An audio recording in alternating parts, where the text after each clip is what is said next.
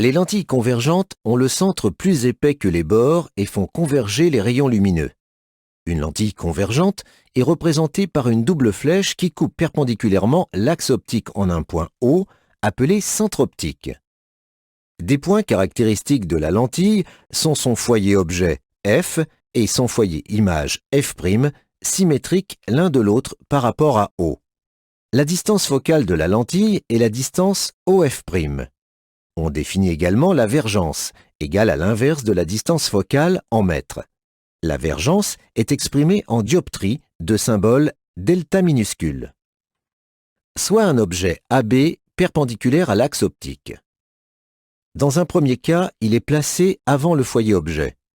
Dans un deuxième cas, il est placé entre le foyer objet et le centre optique de la lentille. Pour construire l'image A'B' de AB à travers la lentille, on peut tracer plusieurs rayons issus de B.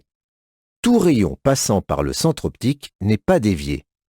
Tout rayon arrivant parallèlement à l'axe optique ressort de la lentille en passant par le foyer image F'.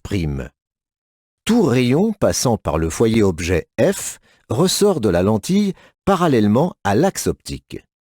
Le point de rencontre de ces rayons est le point B', image de B par la lentille. Le point A', image de A par la lentille, est sur l'axe optique dans le même plan que B'. Il est alors possible de tracer un rayon quelconque issu de B et arrivant à B'. Dans le premier cas, l'image est située après la lentille et peut être visualisée sur un écran. On dit que l'image est réelle. Dans le deuxième cas, l'image est située avant la lentille du même côté que l'objet. Elle ne peut pas être visualisée sur un écran, mais est visible à l'œil nu. On dit que l'image est virtuelle.